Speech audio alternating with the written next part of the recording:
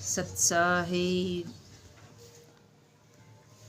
ब्रह्ममयी श्वास ही भूरिश्रवा है।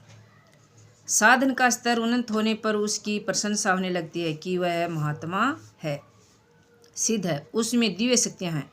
उसके समक्ष लोकपाल भी नतमस्तक हो जाते हैं। इस आवभाव प्रशस्ति से साधक संपन्न प्रसन्न होने लगे, गदगद होकर बहकने लगे। यह ब्रह्ममयी श्वास ही भूरिश्रवा है। पूज्य गुरुदेव का कथन था। पूज्य गुरुजी का कथन क्या था? संसार पुष्प वृष्टि करे, प्रशंसा करे, विश्व जगत गुरु कहे, तुम्हें कुछ भी नहीं मिलेगा, रोने को आंसू नहीं मिलेगा। यदि भगवान तुम्हें साधु कह दे तो सब कुछ पा जाओगे। दुनिया कहे चाहे कभी न कहे, फिर भी तुम सर्वस्व प्राप्त कर लोगे। इस प्रकार सांसारिक प्रशंसा में बह जाना ब्रह्ममयी श्वास है। सांसारिक प्रशंसा में बह जाना ब्रह्ममयी श्वास है। यही भूरिश्रवा है। प्रशंसा भूरी भूरी है, अत्यधिक है, अतिरंजित है। इससे साधना में श्राव घटाव अक्षय होने लगता है। अस्तु ब्रह्ममयी श्वास भूरिश्रवा है।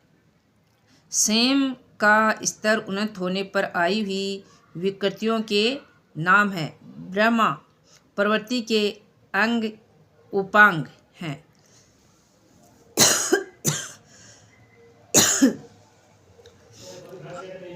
अब और भी बहुत से सूरवीर अनेक शास्त्रों से युक्त मेरे लिए जीवन की आशा को त्याग कर युद्ध में डटे हैं।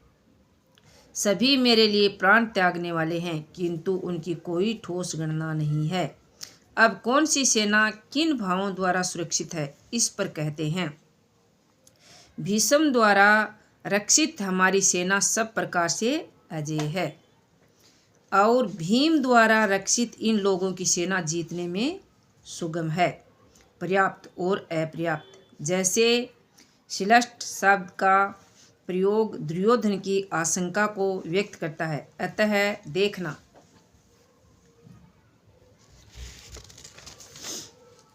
है कि भीष्म कौन सी सत्ता है जिस पर कौरव निर्भर करते हैं, तथा भीम कौन सी सत्ता है जिस पर दैवी संपद संपूर्ण पांडव निर्भर है। दुर्योधन अपनी व्यवस्था देता है कि इसलिए सब मोर्चों पर अपनी अपनी जगह स्थित रहते हुए आप लोग सब के सब भीष्म की ही सब ओर से रक्षा करें। यदि भीष्म जीवित है तो हम अजय हैं, इसलिए आप पांडवों से न लड़कर केवल भीष्म की ही रक्षा करें। क्या दुर्योधन क्या कहता है कि यदि भीष्म जीवित है तो हम अजय हैं, इसलिए आप पांडवों से न लड़कर केवल भीष्म की ही रक्षा करें। कैसा योद्धा है भीष्म, जो स्वयं अपनी रक्षा नहीं कर पा रहा है, कौरवों को उसकी रक्षा व्यवस्था करनी पड़ रही है। यह कोई ब्रह्म योद्धा नहीं है, भ्रम ही भीष्म है। भीष्म क्या है? भ्रम ही। जब तक भ्रम जीवित है तब तक विजातीय प्रवृत्तियाँ कौरव अजय हैं। अजय का यह अर्थ नहीं है कि जिसे जीता ही न जा सके, बल्कि अजय का अर्थ दुर्जय है, जिसे कठिनाई से जीता जा सकता हो। महाअजय संसार रिपु जीती सकई सोवीर। यदि भ्रम समाप्त हो जा तो अविधा अस्तित्वहीन हो जा। मोह इत्यादि जो आंशिक रूप से बचे भी हैं, शीघ्र ही समाप्त हो जाएंगे। भीष्म की इच्छा मृत्यु थी। भीष्म की क्या थी? इच्छा मृत्यु थी। इच्छा ही भ्रम है। इच्छा का अंत और भ्रम का मिटना एक ही बात है। इसी को संत कबीर ने सरलता से कहा है, इच्छा काया इच्छा माया, इच्छा काया इच्छा माया, इच्छा जग उपजाया। कह कबीर जे इच्छा विवर्जित, ताका पार ना पाया। जहाँ भ्रम नहीं होता वह अपार और अव्यक्त है। इस शरीर के जन्म का कारण इच्छा है। इच्छा ही माया है और इच्छा ही जगत की उत्पत्ति का कारण है। कबीर कहते हैं, जो इच्छाओं से सर्वथा रहित है, ताका पार ना पाया, वे अपार अनंत असीम तत्व में प्रवेश पा जाते हैं। जो कामनाओं से रहित आत्मा में स्थिर आत्म स्वरूप है, उसका कभी पतन नहीं होता। वह ब्रह्मा के साथ एक हो जाता है। आरंभ में इच्छाएं अनंत होती हैं और अनंत तोगतव परमात्मा प्राप्ति की इच्छा शेष रहती है। जब यह इच्छा भी पूरी हो जाती है, तब इच्छा भी मिट जाती है। यदि उससे भी बड़ी कोई वस्तु होती तो आप उसकी इच्छा अवश्य करते। जब उससे आगे कोई वस्तु है ही नहीं, तो इच्छा किसकी होगी। जब प्राप्त होने योग्य कोई वस्तु अप्राप्य न रह जाए, तो इच्छा भी समूल नष्ट हो जाती है और इच्छा के मिटते ही भ्रम का सर्वथा अंत हो जाता है।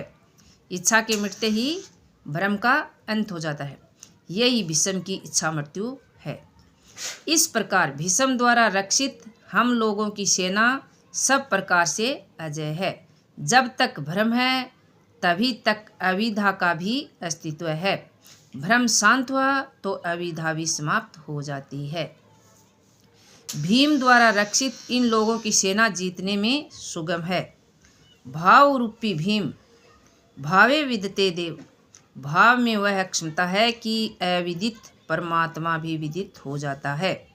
भाव भसे भगवान सुख निधान करुणा भवन। श्री कृष्ण ने इसे श्रद्धा कहकर संबोधित किया है। भाव में वह क्षमता है कि भगवान को भी वश में कर लेता है। भाव में कौन सी क्षमता है? वह भगवान को भी वश में कर लेता है। भाव से ही संपूर्ण पुण्यमयी प्रवृत्तियों का विकास है। यह पुण्य का संरक्षक है तो इतना बलवान कि परमदेव परमात्मा को संभव बनाता है, किंतु साथ ही इतना कोमल भी है कि आज भाव है तो कल अभाव में बदलते देर नहीं लगती। आज आप कहते हैं कि महाराज बहुत अच्छे हैं, कल कह सकते हैं कि नहीं, हमने तो देखा महाराज जी खीर खाते हैं। घास पात जो खात है, तीन ही सत्यावे काम। दूध मलाई खात है, जे जिनकी तिनकी जाने राम। इष्ट में लेस मात्र भी त्रुटि प्रतीत होने पर भाव डगमगा जाता है। पुण्यमयी प्रवृत्तियाँ विचलित हो उठती हैं। इष्ट से संबंध टूट जाता है। इसलिए भीम द्वारा रक्षित इन लोगों की सेना जीतने में सुगम है। महर्षि पतंजलि का भी यही निर्णय है। स तू दीर्घ कालीन ने सत्कारा सेवी तो दृढ़ भूमि है।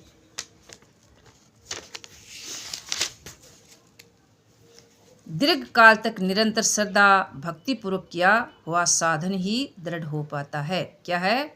दीर्घ काल लंबे समय तक निरंतर श्रद्धा भक्ति पूर्वक किया हुआ साधन ही दृढ़ हो पाता है। लंबे समय तक भक्ति की ही दृढ़ हो पाता है, भक्ति दृढ़ हो पाती है। इस प्रकार अपने बलाबल का निर्णय लेकर शंख ध्वनि हुई। शंख ध्वनि पात्रों के पराक्रम की घोषणा है कि जीतने पर कौन सा पात्र आपको क्या देगा। कौरवों में वृद्ध प्रतापवान पितामह भीष्म ने उस दुर्योधन के हृदय में हर्ष उत्पन्न करते हुए उच्च स्वर से सिंहनाद में समान भयप्रद शंख बजाया। सिंह प्रकृति के भयावह पहलू का प्रतीक है। घोर जंगल के नीरव एकांत में शेर की दहाड़ कान में पड़ जाए तो रोंगटे खड़े हो जाएंगे, हृदय कांपने लगेगा। यद्यपि शेर आपसे मीलों दूर है, भय किसमें है? प्रकृति में होता है, परमात्मा में नहीं। वह तो अभय सत्ता है। भ्रम रूपी भीष्म यदि विजयी होता तो प्रकृति के जिस भयारण्य में आप हैं, उससे भी अधिक भय के आवरण में बांध देगा।